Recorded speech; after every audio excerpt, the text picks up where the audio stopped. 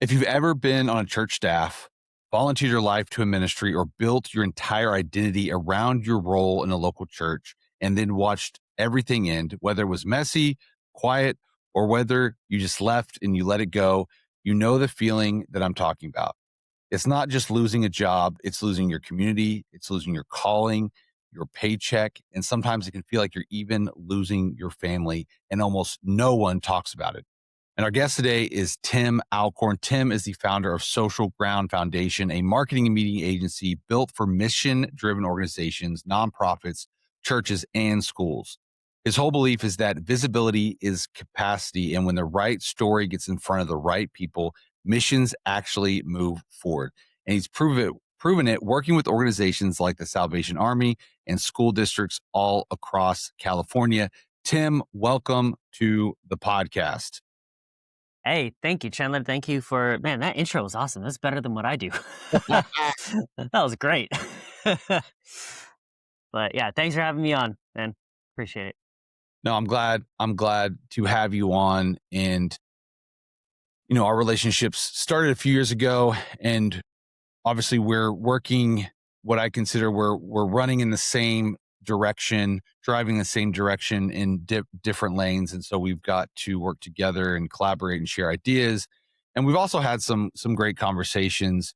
And one of those conversations has been basically what we're going to talk about today, in which I a lot of people don't talk about. And I think it needs to be talked about because it's important and it happens.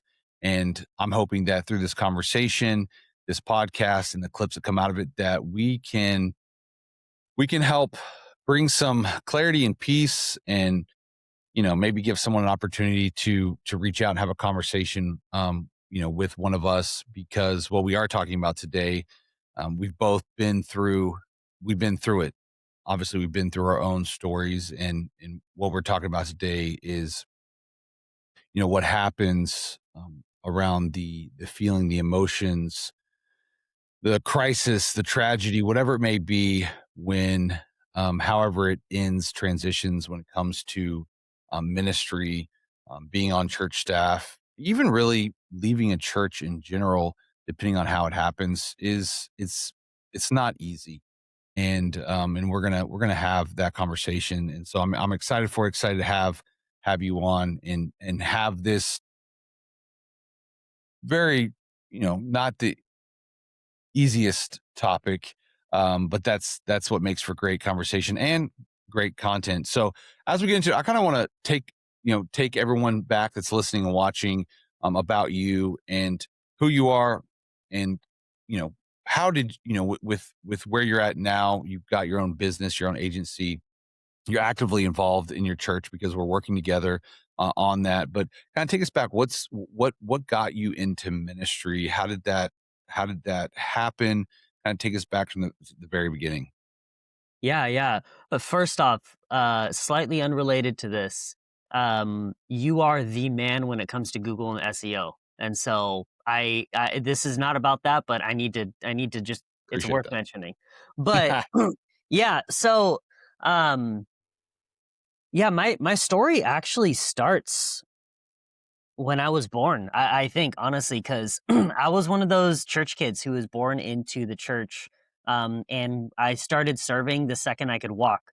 And so, it started with just following my dad around. He ran sound almost every Sunday, so it was like wrapping cables, helping set up the stage. At 5 years old, and walking around. Um, and just kind of carrying stuff for him. And then I remember the first time I ran sound by myself on a Sunday morning in our church. It was small, but it was like a good like 300 people when everyone showed up. And so we had a good sized building. It was back when real estate was cheap and stuff. And so we bought this warehouse building and converted it. Um and yeah, I remember running sound for the first time when I was, I think, 9 years old. And so I wasn't even 10 yet, and I was running sound and all that. And so kind of just progressed from there. Um, I ended up, my brother was the youth pastor at that church after a while, and he moved down south to the LA area in California to go to to go to college, and I was his intern at the time. So I actually naturally, at the ripe age of 18, took over as youth director. Um, when I was barely out of being a youth myself. In fact, before I took over, when I was in it, I think I started as an intern at like 16. So I was a youth myself, interning for the youth. It was a weird concept, but small family church, it happens. Yeah. And that was my first ministry role, was youth director. Um, I was handed the keys, even though I think legally I wasn't allowed to have keys because of insurance reasons. I was Yeah. literally handed the keys. um, I was given $0 for a budget, and an office that wasn't even technically mine, but it was a youth office that I could use, and said, make it work. And I did that for a while. The church ended up merging with another church, and then they brought in their youth pastor to kind of oversee the whole thing. I was kind of um, like put back into intern. It's a weird feeling going from intern to director back to intern. It's a weird feeling. And then um, eventually that church just kind of shut its doors. It was dying. It was like on its last legs. I think there's there's remnants of that church around as like a small group or something, but I think it's closed its doors. And I ended up at a different church in Milpitas, another relatively big church. And I went for a internship in the worship department because I was a drummer, and so it Mm. was like I loved worship, and um, so I was interning there, and then ended up interning in the young adults department, and started working on my public speaking, stuff like that. Um, and then ended up getting an actual full time job in operations for a while. Um, I took a break from working in ministry, went into sales for a little bit. I feel like if that's all you do, at some point you have a break and you go do something else for a little bit, and then you end up always coming back. When I went back actually to the same department, they rehired me in the same department there. Um, Same boss. He just found out I wanted to come back and instantly hired me back. It was awesome. Shout out Dave, you're amazing. Um, and I worked there for about 6 years, maybe 7 years. And then I started to get this call that I've been in ministry for so long. Even when I wasn't working at a church, I was still serving. I was been in ministry for so long. I kind of got this feeling that I needed to step into more of a pastoral role. And so I started exploring opportunities where I worked of doing that almost like for free. Not almost for free. Like I wanted to do it for free on top of my job. So it's like I would Yeah. work my 40 hours, and on top of that, we had no young adult department at the time, and that's kind of where my like youth and young adult was where my skill set was. So I'm like, let me start something. And I think the church just like wasn't ready at the time. Maybe I was too young, maybe both. Um, Maybe I just wasn't experienced enough, and they didn't want to, trust someone with no experience to lead a ministry. And I was upset at the time, but looking back, it makes a bit of sense. And I have a great relationship with that church still. They're amazing people over there. Um, and but I did kind of look for a place where I could practice like more preaching and more speaking, and kind of step into a pastoral role, where I found a church plant, and I joined a church plant about 4 months after they launched.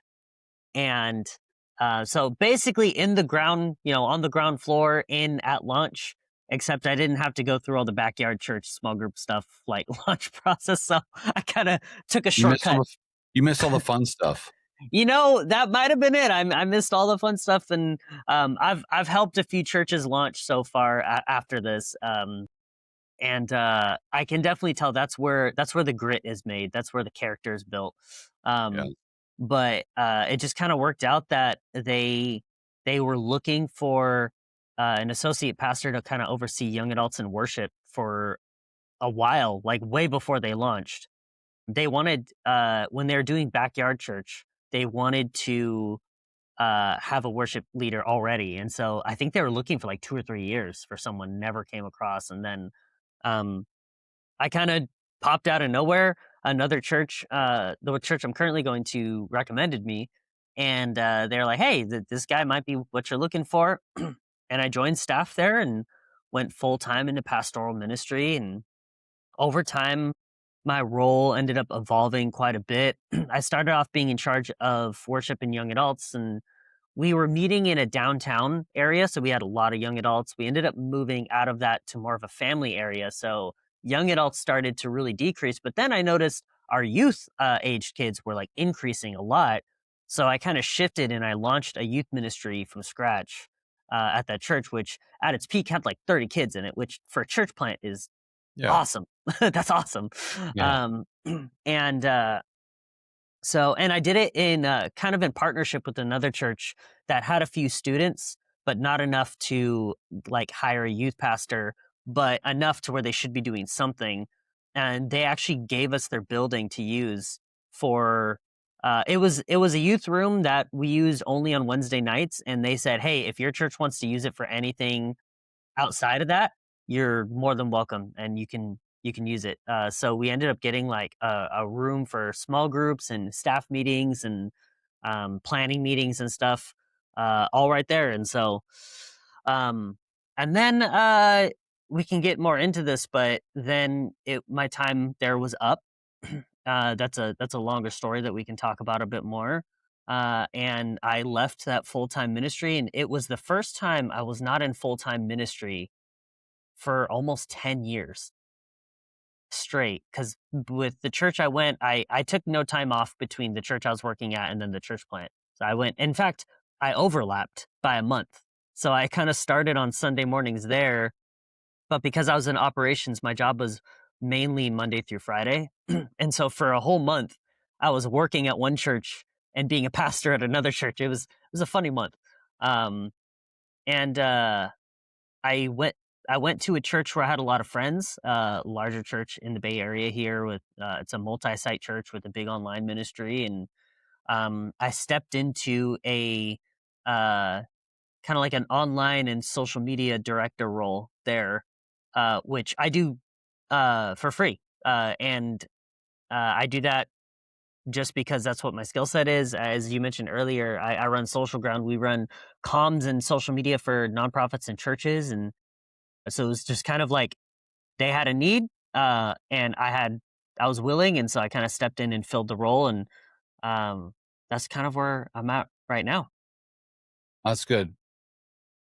There's a lot of it's no, it's a lot of cool stories in having been, you know, one, not a part of the necessarily the topic of this, but the fact that, your your dad modeled for you what it was like to, to serve and be in a church. I think that's huge. I think even for me, my dad was never on staff at a church, but my parents were always very involved. And so that was definitely a very big part of my upbringing.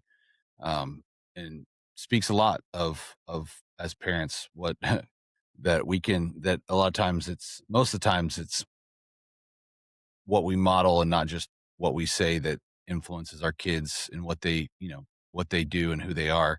So it's important. With where you are now, obviously you've got your own agency, and that's no easy task. Kind of talk me through that that dichotomy of, the ministry mission, building a business, serving in a church. How do you manage that, or how have you worked through that? Again, having been on staff for 10 years, and the leading and the preaching and teaching, and then okay, it's things change, right? Yeah. What's been your process? Yeah. I think if I'm being honest, I'm still kind of figuring that out too. I don't think there's ever um I don't think there's ever just a perfect balance between it. And I don't when it comes to, saying like work life balance or like finding the balance between work and ministry, I would actually even prefer not to use the word balance just because that implies that it's kind of fragile. Um, when in reality, if you're doing what God is calling you to do, there's no fragileness about it. It's you'll get through it. And I think honestly that's my process is I'm doing my best to listen to where God wants me, and he will always give me the will and the energy to push through. Um, but a couple practicals to throw it all in. I'm also a dad of two, and my youngest is turning 1 years old, so I also haven't slept in a year. Um, but to kind of throw some practicals, I think if you're going to work and also have so my role at my current church is a staff role. It's just an unpaid staff role because I'm fortunate right now to be in a position where I don't need to take a salary. So I didn't need to go find somewhere where it was a staff thing, but it like a paid staff thing. But I am a staff member there. Um and I think um I think in order to do that properly, um, you can't be in drastically different avenues, if that makes sense. Like it's really, really difficult to um, preach on a Sunday morning and then flip burgers on Monday morning. Like that's really difficult to have that drastic shift. I'm not saying it's impossible, but I think it's Yeah. difficult. Um, and like for me, I do all of our digital ads. So everything that goes through Meta. I oversee the Google stuff, which, you and me work together on that. And then I oversee and do most of the work for all of the social media content, and then help out with the YouTube side. And the reason I'm able to do it is because this is the same work I do Monday through Friday, like for my company. And so it's like I work on client A, client B, client C, and then my church, which Yeah. is almost like just client D. And so I'm kind of able to just kind of mix it in with my normal flow of things. But I will say it's like working at a church and not receiving a paycheck is both freeing and also very weird. It's a very weird thing. For sure. And on one side, I think, and this is an observation and opinion by Chandler Boyce. I think that's actually a great opportunity for churches that, depending on, maybe you have budget limitations and you don't have the margin to maybe hire someone, is to find the people that will volunteer their time to do certain things. And I'd love your feedback on that, because I do feel as if the church in the US has and is heavily reliant on paid staff positions. And is that necessarily a bad thing? No, I'm glad that we live in a country where we can do that and build churches and organizations that can hire people to focus on those things. At the same time, I think it's also limiting, based on the people involved, on not being able to get people involved in a volunteer role like yourself. And I think there's a lot of churches that miss out on engaging the people in their church, not just in greeting on Sundays, but actually getting involved in ministry, or getting involved in a bigger part throughout the week, or a, volunteer staff position. I- You don't, I don't at least hear that a whole lot. And I'd love to hear kind of your thoughts in really how that's working for you and how you kind of manage that, because I know people that would say the opposite of what you say. They would say, you know, within your church, if you have a skill, like, maybe, sometimes it's actually easier and simpler to do, something else, and keep it separated. Now, of course, it depends on the industry and stuff like that. I think in your setting, it works. I think it all comes down to what's the need, the leaders, the church, all those things. Yeah, yeah. But I also know that I've had conversations where it's almost just simpler to not blur the lines and make sure, hey, I'm going to serve here.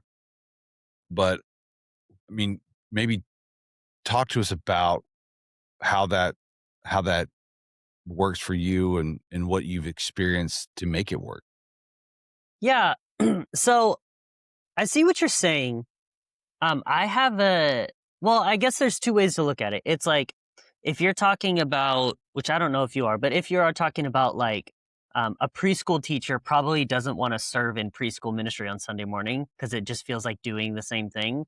In my case, my role is kind of like a Monday through Sunday type of thing. And so, and it's very sporadic because sometimes I need to do meetings at like 9:15 in the morning, or sometimes I have lunch meetings. And so it's interjecting on my workday. Um, and so if I were to, be marketing Tim, uh, from, on Monday from like 8 in the morning to 3 in the afternoon, and then I have to go be guest experience Tim from 3 to 4:30, and then go back to be marketing Tim, that would be so jarring for me, and I would not be able to Mm, do that. yeah. But um, but like for instance, I serve, and this is not a staff thing. This is just me serving. I serve in our youth department. Like I'm tonight is it's we're recording this on a Wednesday. I'm going to preach later tonight, and so um, and that is completely separate. I Yeah. have Sure. access because of my role to their Instagram account and stuff, but I actually don't touch marketing or social for students there at all.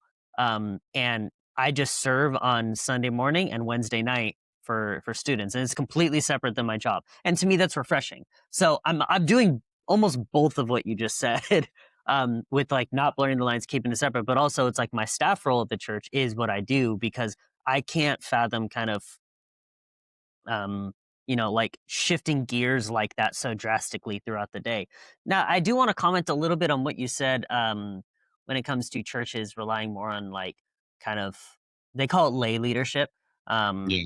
and I've processed this a lot, and I'm in the Bay Area, I'm in Silicon Valley. And so if you're doing work for free, it like people almost think that, um, like people are like trying to rob you, and stuff. And people can't in the Bay Area, people can't comprehend doing anything for free, which kind of bugs me. But I understand where they're coming from. Um, but like I agree, churches really. It's not even just for the budgeting point of view. It's sometimes churches. It's just unrealistic to get um someone, like, let's say you have a program manager at at Salesforce or something, some large company, Oracle. um and they come in, they say, hey, I want to use my skills in the church, but I have a lot of experience. I have X amount of years of experience. I have, this many tasks under my belt. um I really want to be in a role where I can be in meetings and make decisions and stuff. Well, previously churches would be like, well, we don't have a staff position open for that, and even if we did, we can't match your salary because you make $300,000 a year Yeah. at Oracle. Like we can't pay you that. And so having some sort of flexibility on like, no, we're going to give you a staff position, and it's not even a budget thing. It's solely so we can have your expertise on staff, but you don't have to quit your other job. We'll work around you, but you have the title and authority and you know, the presence and the wisdom to make decisions and to change paths here on staff. And I think that's actually the more important part. Churches, if you have 100 people in your congregation, which I think the average size church in America is between like 70 and 100 or something like that. I haven't checked stats recently, but I think 100 was considered like a medium sized church recently. Um, and if you have 100 people, there's some talent in your congregation. Like, the, at, at least one of those 100 people are going to have some actual talent that you do not have on your staff that you could probably use. And being flexible with giving people leadership roles and staff roles, but not necessarily tying them to like a 9 to 5 Monday through Friday thing, could be super beneficial for your church. But I feel like you do have to either give a paycheck or tap into their passion and like what God's calling Yeah. them to do. and like give them like a seat at the table. Like you have to do one or the other, because if you're just bringing on someone, you're not paying them, and then they're just sitting there doing a bunch of tasks because they can do it, you're going to burn people out so quickly. Yeah. Yeah, that's good. I think there's, cuz I know there's even quite a few churches that they'll do the missional model where if someone does want to maybe be full time, then it's their responsibility to raise their own funds because it's a church plant and I actually like that too, especially if someone is really wanting to go, full time ministry, pastoral, that type thing. However, I think there is a gap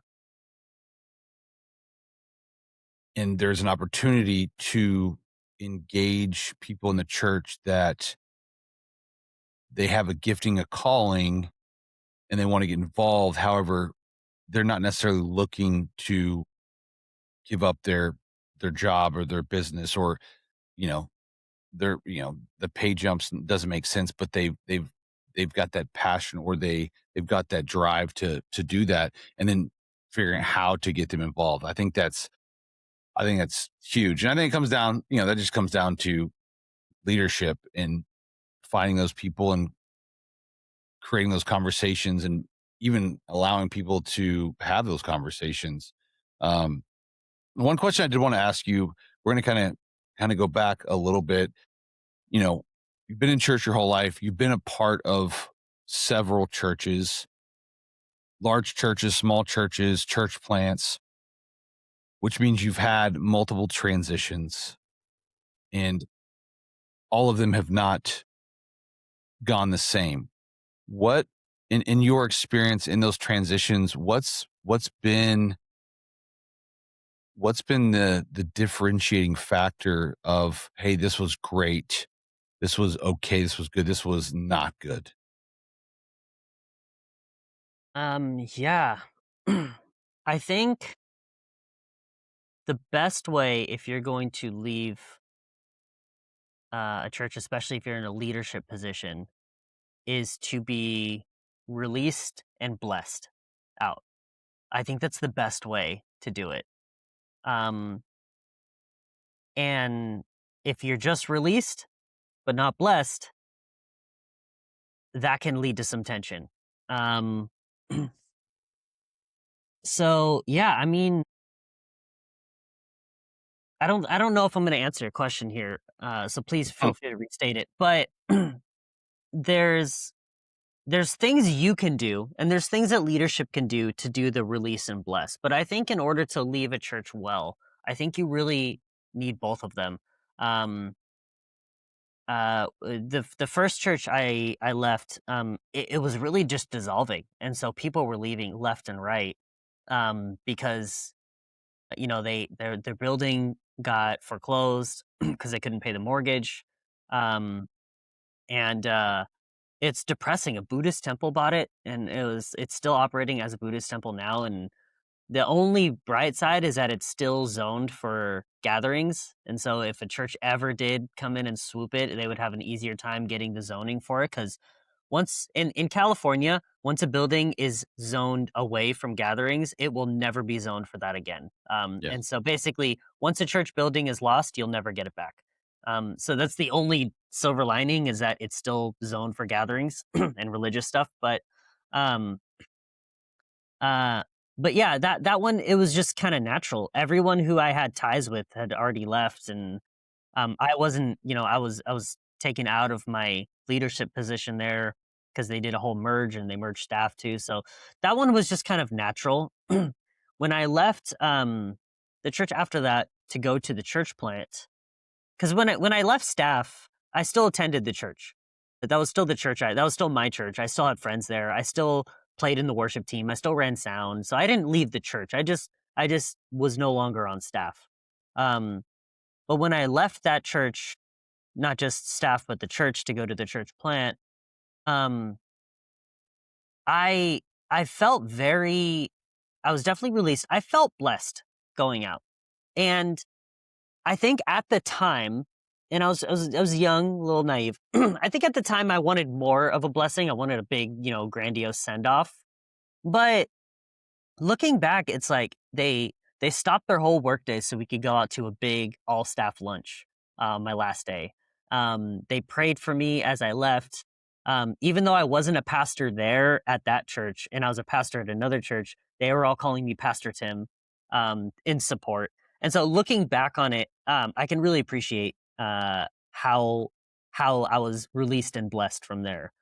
Um, but then there's tension at the church plant when my time was up, and I was definitely released, and that's kind of where it ended there. And Yeah. so, yeah, I think the best way to leave that type of thing is to be blessed and released. What would you what would you now on the other side, what would you have done differently? And then what would you recommend, what would you encourage someone who's maybe in a similar situation? Yeah. Um so there's this thing. So my brother's also he's a pastor at a relatively big church in the Southern California area. Um, and he's always told me this, and I mostly agree with this, but he's always said 9 times out of 10, God's not telling you to leave your church. Like, you may have some hurt feelings, you may have some tension there, but let me Yeah, tell you, I one time got a burrito bowl from Chipotle that was so bad. Um, and I still go back to Chipotle all the time. I didn't leave just because I had one bad experience there. But I feel like we treat churches way more harshly than we treat restaurants and for stuff sure. and stuff. Oh, And it's the whole church like, hurt, whatever you want to call it, is I truly believe the enemy used it as an opportunity to convince people, and still to this day, a reason to disconnect from the community. yeah, 100%, 100%. And like, there's also something to be said where it's like, there's been a huge resurgence in, not resurgence, but a huge emergence, I would say, in like the follow your truth type of thing, Yeah, in the US. And, um, it's just like, yeah, it's church hurt. Well, first off, I will boldly say, and this has been said many times. I'm not saying anything, groundbreaking, but in my opinion, church hurt doesn't exist because people hurt people in a church, and people are for human, sure. and Agree. it will happen. The church in general is beautiful and perfect, and it did not hurt you. People within the church Yes. can not be as beautiful and definitely are not perfect. And so, yeah, church hurt. Whenever I hear that, I like cringe up a little bit because I'm just like, yeah. Same. Um, but yeah, um, I'm not even sure remember what the question was. We just went Yeah, on this the church question is, tangent. I'm asking, in the different transitions that you've had, and you Okay, talked yeah. about being, released or sent and blessed. And obviously you've had some just, hey, this season's ending. It there wasn't anything major. But you've also had some good sins, and then some ones that didn't end well. And then looking back, what would you have done differently? Or, in the sense, if someone came to you and asked you, hey, I'm going through something similar, what do I do? What would you tell them? Yeah, so, what I would do differently is, man, I didn't wanna do this at the time, and part of me still thinks maybe some of the reasons I had were valid, but I think you need to communicate well before it's time to leave that this is what you're thinking about. Even if, see, my mistake was I didn't want to bring my feelings to leadership until I knew for sure where I was going and what I was going to do. And I was really trying to talk it over with my wife. And talk it over with God and just pray about it and fast on it before I came to leadership and said, "Hey, this is what, my plan is. I'm gonna I think over the next 6 months to a year, we need to start planning my transition out." Um, and I didn't do that. I think that there is value in trusting your pastor, because when you're on staff at a church, if you're not the lead pastor, your pastor is probably your boss. Like, the lead pastor is probably your pastor. Yeah. Um, and that's healthy. That's a good thing. And, at the last church I was at, my boss was also my pastor. And so from a HR employee point of view, yeah, that's the right thing to do, is to in the corporate world, if you tell your boss you're thinking about leaving to go to another company or to go start your own company, you'll get fired on the spot. um, Which and which which is that not good. that also happens more than I think we'd like to admit within the church world as well. Yes. And, I think that's a separate conversation of if you bring your feelings to your pastor and they see you as competition and they fire you. I think that's probably not the best place to be on staff on in the first Agree. place. Yeah. But in my case, um, so if I just started talking to him about my feelings and like where I felt like God was leading me, and where I felt God was leading me, even when I wasn't sure, maybe his advice wouldn't have been great. Maybe, because I don't think it would have, spoken into my life all that much, but at least he would have been aware, Yeah. and like, um, could have started, maybe put me in a different role and see like how I feel in that role, how I excel in that role.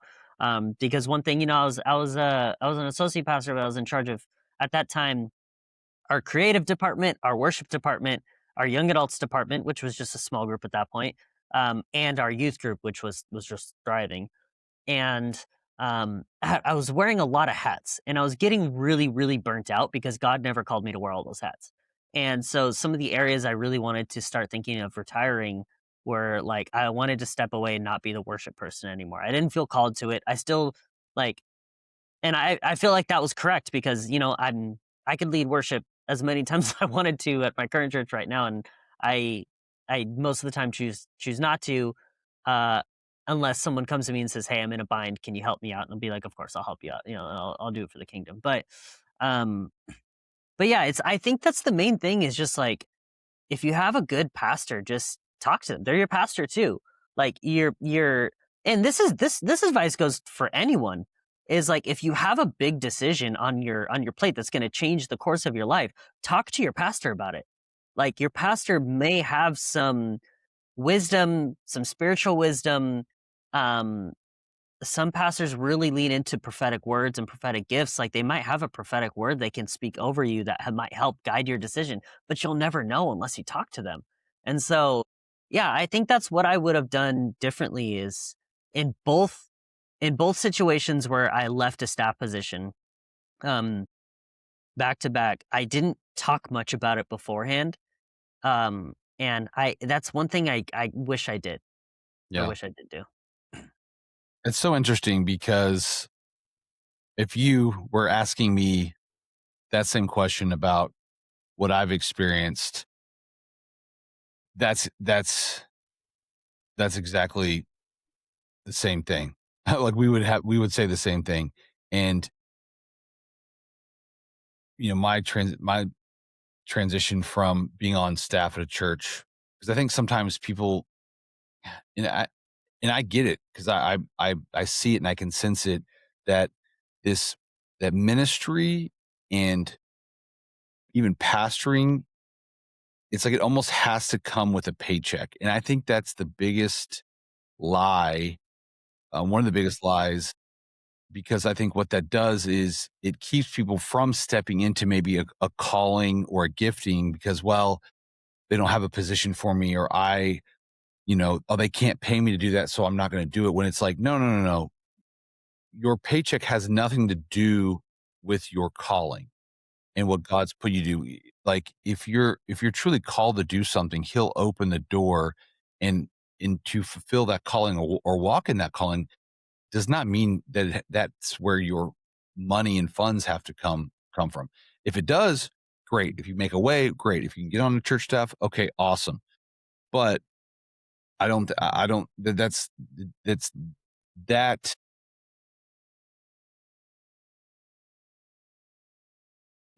that belief is just it's something it's got to be talked about more, and I hope someone that's listening understands that just because you're not getting paid to do it or it's a full-time ministry job doesn't mean that you can't be and aren't in ministry or have a ministry or have the calling and gifting that God's given you. You have them, and it looks different for everyone. And I think we have to be careful not to box God into, well, I'm called to be a pastor, preacher, teacher, and I've got to get on a church staff. That is that's not actually the case, and that's something that I've had to work through, having been in, I was in full-time ministry for almost 15 years, and in the transition out, the last one is before I was let 3 months before I was let go. I knew I knew that something in me, I was not happy. I wasn't enjoying it. I knew it wasn't a good fit. It had nothing to do with the church or the pastor or the people. I'm actually, I'm still at that same church. My wife's on staff. And if I would have just had the conversation and opened it up with my pastor and even some of the elders, it would have ended way, way differently.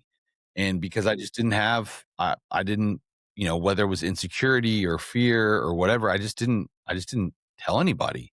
And and at did it go perfectly? No. But did it need to happen? Yes. The outcome was the same, even though I didn't do what I would now tell you to do, or you're telling me or whoever's listening to this to have those conversations, because that's honoring that position of your pastor and your leaders to have that conversation, and that's your responsibility, not theirs, and how they respond. And yeah, it may not end well, or it may not go the way that you want, and you may not feel blessed and sent and appreciated, but God's greater than that, and we've got to take responsibility and be obedient to what God's called us to do, what he's speaking to us, also getting wise counsel. And again, yes, talk to your pastor, but hopefully you have other people in your life that you can have that conversation and process through in making the decision for the next step. Yeah, the wise counsel thing is extremely important too. Absolutely. Absolutely. And one thing I want to add is that's what I wish I would have done. The thing that I'm glad that I did, and I would recommend to anyone and do 100 times over, is never, ever talk down on your church or your leadership to other people. Ever. For sure. I have a friend who leads a church who said any staff member who talks down on another church, it's a fireable offense. Um, and like we should not be tearing down other churches and other people. Like if I leave a church, I should not be slandering the church and the people there on the way out. And if I did, like I had major disagreements with the leadership at that church, but they're great people. And I still think that. And like what they did annoyed me and I didn't Yeah. like appreciate it and I didn't agree with it. But I can't deny that they're great people who loved the Lord, who were literally doing their whether it was even right or wrong, they were trying their best to do the best thing they could have for the church at the time. And So so, let me ask you this. yeah, What do you what would you say, or what kept you from, call it church hurt? What kept you from going, you know, I can't believe this shouldn't happen. I'm gonna, whatever, and maybe you did have a moment where it was like, dude, I don't know if I want to have anything else to do with a quote unquote church. How did you deal with that? Like, what kept you from going down that? I'm, this is all just a waste of time. Yeah, if I don't answer the question properly, let me know. But I think I watched so the church I'm at right now had a very I won't go into detail, but a very public transition from a one pastor from this church to another church. It's very public.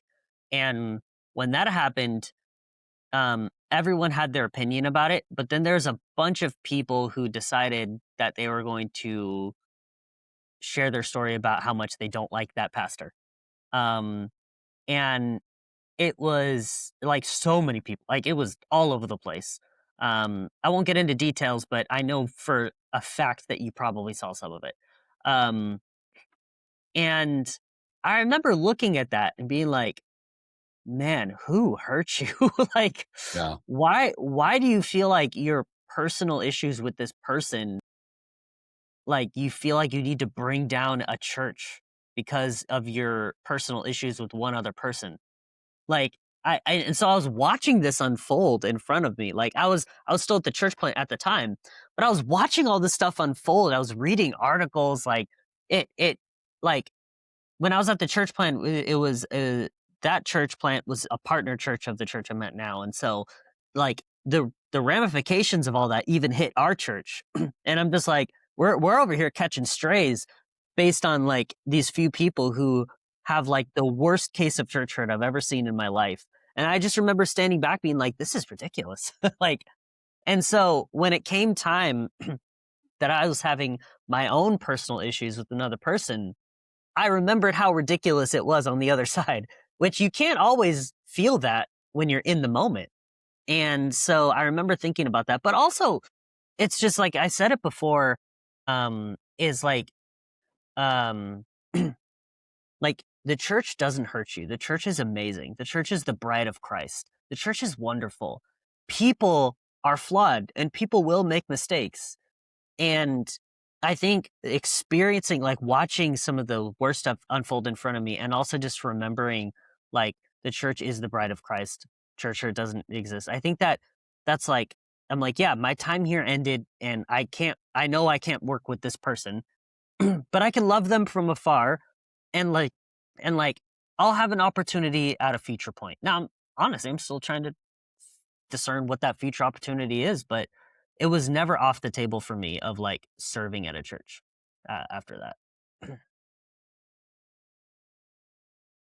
Which is funny because I think in those settings for those people, for me, what it reveals is what's truly in their heart and where their relationship with God is, if it is so deterred by how they were treated by someone. Now, again, there's all levels of this, and there's horrible things that happen. And I'm not saying that that's okay, but at the end of the day, as Christians, that our our relationship with God is that's what our belief and what we're reading and who we're worshiping and who we're serving for and who we're trying to make disciples for. When something happens and that gets shaken, that relationship, it just shows where your faith and belief really is. And and even coming back to the fact that as Christians, we are we have the relationship we have because we have been forgiven. And through that forgiveness, God's very clearly said, hey, I forgave you, now you've got to forgive others. And not that that's easy or it's going to happen quickly, but at the end of the day, we have to be in the reconciliation business, and we have to be quick to forgive, in being reminded that that is the God that we serve, that he has forgiven us more than we could ever imagine, right? Over our lifetime and things that we do in humanity altogether. And those things just reveal really where our faith or trust was in, and even where our identity was in. Because I think for me, and I don't know if you dealt with this, but it still is when you have spent so long in full-time ministry and your every day all day is, you know, serving and pastoring and planning and services and events, and you have the greatest mission and vision statement of any organization, right? To go into all the world and preach the gospel and baptize and make disciples. And I mean, you just like, like, how can you not get excited about that? And then for me, going from that full time ministry, paid ministry to the marketplace, getting into business, man, it's been tough to find that and transition that same passion for what I'm doing now. And really, what I realize is that I had a lot of my identity in what God, the season He had me in, and what I was doing and getting to be a part of. And if I'm honest, man, I miss some of that. You know, if I'm honest, I miss the stages, and I miss the preaching, and I miss some of the few brighter, kind of sexier things of ministry. And but at the same time, it's revealed that I was allowing my trust in my faith and leaning on the wrong things, and not just going, okay, God, what do you want me to do? What do you, I'm in this for only one reason and not for the wrong reasons.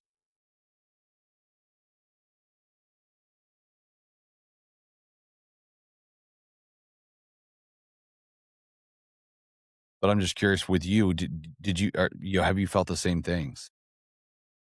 Yeah, you know, I had a lot of conversations with my wife after this because when keep in mind, like, to go back, that was the first, right now is the first time I haven't been in full time paid ministry in almost 10 years. And so and I'm not an old, I'm 31. That's a third of my life. A third of my life was spent in paid full time ministry. And that was just that one stretch. Like, all of my life, I've been in ministry.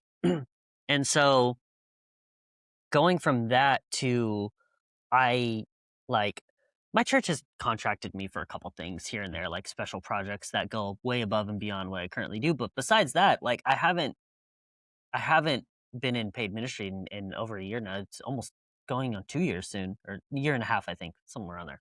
But that first, especially the first 6 months after I left, I literally had a lot of conversations with my wife saying, like, I don't know who I am anymore. Like, I don't know what my purpose is. And as my wife, she'd be like, maybe a dad, maybe a husband, Yeah. maybe, I don't know, and I'm just like, yes, yes, yes, I know, I know, I know, I know. But outside of this house, I always had a purpose that was greater than myself. I always had a mission, something I woke up every day to achieve that was greater than myself. And I don't have that right now. And like, that was really hard. And I would love to tell you there's like this magical thing, this light switch moment. There's this one thing I just learned or understood that changed my whole perspective, but that's not what it was. It was more of like a dimmer switch. It was more of over time. I just saw, like, hey, my firm, we help plant churches, man. We help small churches gain visibility. Um, like, I help nonprofits gain visibility so they can go help more people. Um, I have two beautiful, amazing daughters who are going to grow up to do amazing things. I have a wife who is awesome. Like, she's the greatest woman in the world. And like, all of these things are greater than myself. My kids will outlive me and they'll go on to do better things than I ever did in my life. My wife, I would not survive without her. And my company that I built, I literally believe that God breathed on this company. Um, like, the second I needed him to. Um, because there was a point with my own firm. I started my firm at the same time I joined the church plant because I was really stepping in, from a full time salary to really not much pay at all. And so I kind of started doing this on the side. And over time it just kind of grew into, something bigger. But when I left full-time ministry, um, and I had some time to like step back and think um, it got to a point where I'm just like, oh yeah, I need to make money. Like I forgot about that.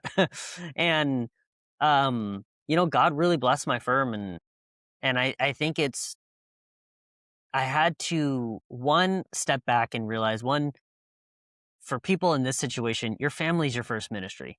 Like your Yeah. family is your first Good. ministry. You got to build your house before you build your church, always. Um, and yeah, a huge aspect of my life was stripped away, almost what seemed like in the blink of an eye. But my family was there through the whole thing. Now, I would love to get into this if we have time, but whenever you leave a church, it is not just you, it is impacting your entire family too. And that's Absolutely. something nobody warned me about that. Nobody told me about that. That is something I saw the effects of afterwards. And that was the hardest part. That was the hardest part about leaving my last church, was seeing my family leave the church for something that happened that had nothing to do with them. Um, that was the hardest part of leaving the church.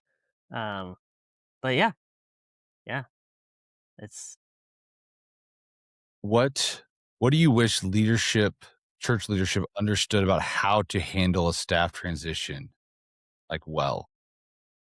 yeah.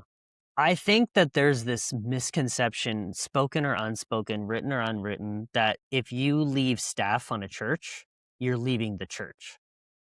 And they treat it as such. And like that's not the case. You're living proof of that. Like, yeah, sometimes if you leave the church, or if you leave staff, it's very appropriate for you to leave the church as well. Yeah. Um, Especially if you're like stepping down or let go for misuse, misconduct, Yeah. anything like that. Like you need to leave the church at that point. Um, and then you need to go find another church to sit in and not serve. Like you need to work on yourself. But if you like have disagreements with leadership, or if you think that this is no longer your calling, if you think that like, hey, I'm not called to this anymore and I'm not doing this role justice, I think it's better if you find someone who would do it justice. Like, you don't have to leave the church. And so I think, like, often, and That's I tough. do this. That's tough, though. Yeah. I would say I would say I would say ex and I'm speaking, you know, from experience, it's not easy, and because for whatever, obviously, we're not talking about illegal, immoral, unethical, like, just if it's just, anything else. I mean, for me, it would have been if I could have, I would have, because it's easier just to run, to hide, to not have the conversations, and for a while, just going to church honestly was not, it wasn't easy, or wasn't, I didn't really want to. And, and it and I f if I'm on it, if I'm truthful, I feel like God used that time to really just prune me, and strip back a lot of things, and just prepare me for the next season. And but I do think you're right. I think you can stay. I think most people don't, if they're on staff and they're, leaving for not some, cr you know, crazy reason, is because it's yeah, it cannot be a great feeling, so it's just easier to go somewhere else. Yeah. But I'll kind of put it into terms of what I experienced. My plan with leaving my last church was to step off staff and to attend. And to just not be in that staff role anymore. Because there's so many more aspects of the church that I loved so much. The people, like we had friends there, we had like family there, like we had community there. Um, and I'm just like, hey, my season on staff here is over, and until God calls me to another ministry assignment, I want to stay here. And I think, um, I mean, you asked the question like, what should how should leadership approach these things? What should leadership know when someone's transitioning off staff? It's like it's not always the case that people want to leave the church, but oftentimes people they'll act as if you are leaving the church and like they're never going to see you again when you're off staff, and that can lead to some hurt feelings. That can lead to some like someone who still wanted to be invested at the church. My current church, there's pastors, there's staff members who stepped off staff in good ways and some in not good ways that are still at the church and serving even. And they didn't take a beat. They just stepped off staff and kept going. Um, and my church, it's really lovely how we say it actually, is we say the contract is changing, but the covenant is the same. Like, we love you, we believe in you, we want to enable you to build the kingdom, but the contract of like what you're on staff being paid to do is changing. And I the first time I heard that, I was taken back because I've never heard something that wise before when it comes to this whole situation. Wow. Um, and it's a credit to our staff leadership and our staff pastors who are there, where they are literally some of the wisest people I have ever met and talked to. And they like that's how they presented the situation. They said, "Hey, the contract is changing, but the covenant's the same. We believe in you, we love you, and we want to see you build the kingdom. And if you want to do that here, you are welcome with open arms. But if you see your path going somewhere else, we want to bless you and release you." And like, I feel like if more people understood that there's a difference between contract and covenant, then there would be a lot less hurt feelings when someone's leaving staff. And because we've had that approach, like I said, the like one of the people there, he was epic, or he still is. He's still there. He's still serving. He's epic. But like he just like wasn't a fit, and they both agreed on it. He just wasn't quite a fit for that particular role. But he's still there and he's still being an epic volunteer after that transition. So yeah, I think that's what I would want leadership to know. Man, that is so good. That is, yeah, I wish I would have heard something like that a long time ago, because it, you know, I had to learn the hard way, which is never fun. And I now know how not to do it. But there's also some things that I feel like luckily I did do well. And I think even for both of us, as we've had this conversation, that there was reconciliation, and that is part of the body of Christ. And I think a lot of times when we do get hurt at whatever level, we can allow our emotions to keep us from the fact that we are a people that live in a reconciliation relationship with God through Jesus, right? And so we're at the end of the day, we're called to continue to promote that and to be initiators of that. And that's not always easy. It's not easy, and it's not fun, and it sucks, and it's humiliating. And I'm just thankful that, for you, that you're willing to have this conversation, because I know God's used it in my life to help other people. And I believe this conversation between us is going to do the same thing. And I know even for you personally, this is going to open up doors to help people walk through this.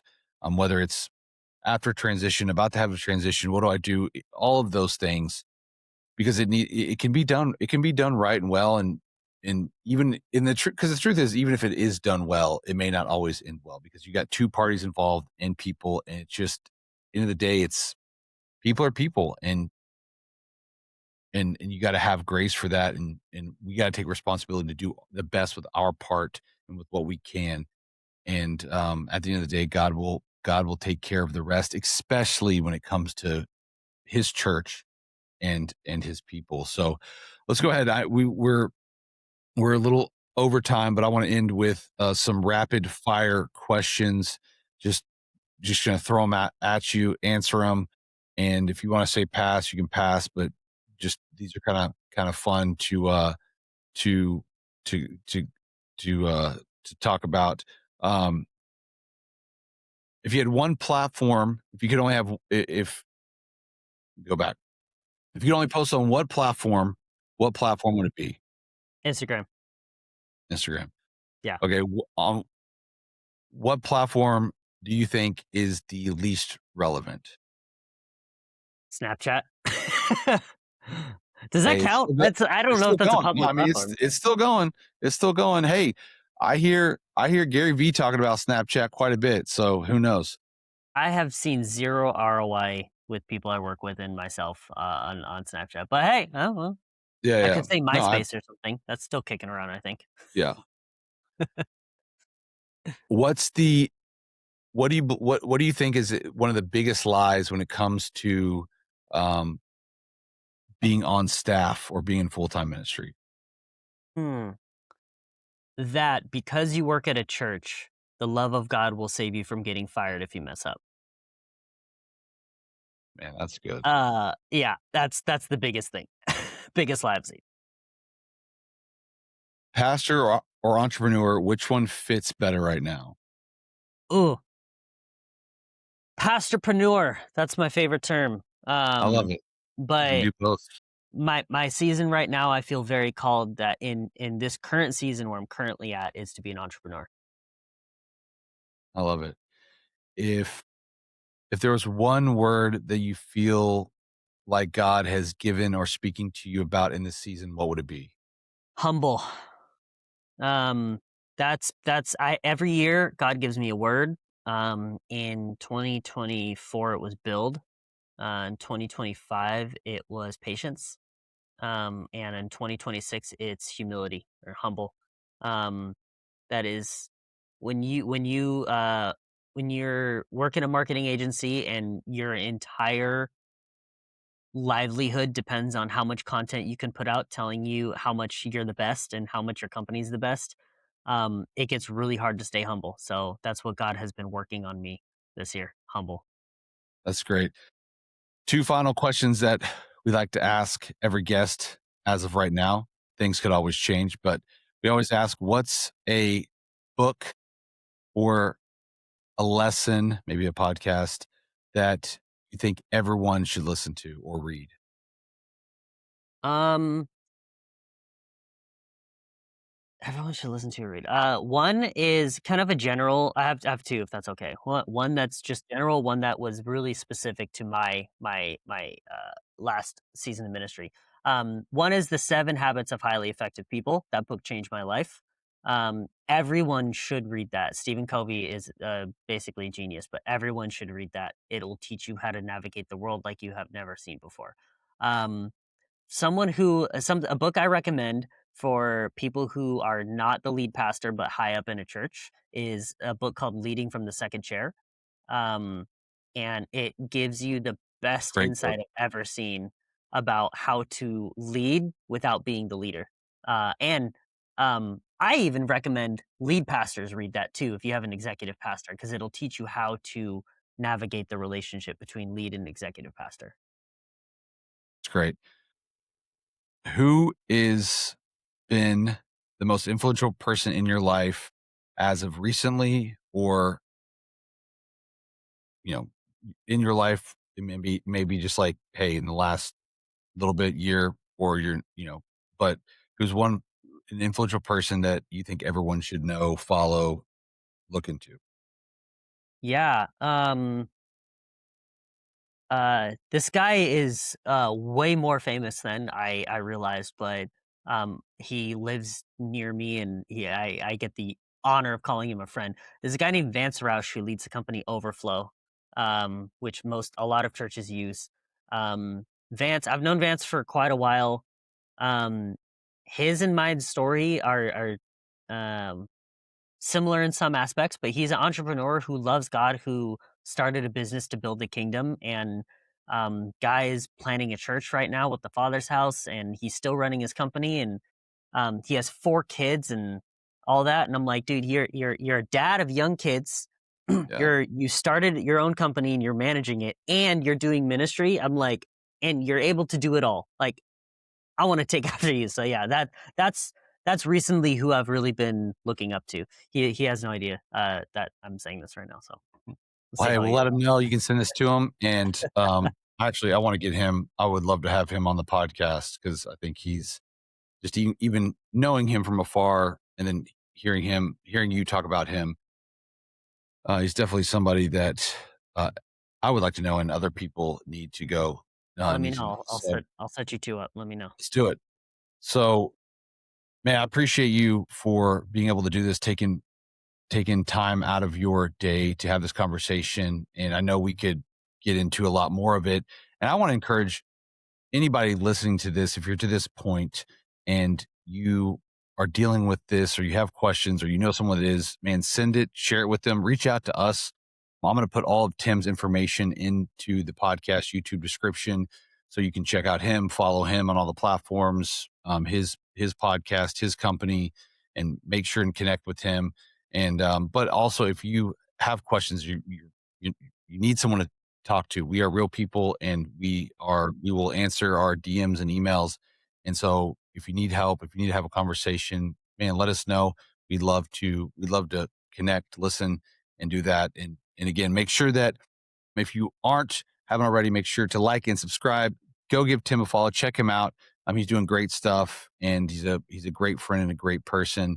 And make sure that you stay tuned for the next one. We've got some great episodes coming, and some ones that we've just recently posted. And so, thank you for listening. Have a wonderful day, and we will see you on the next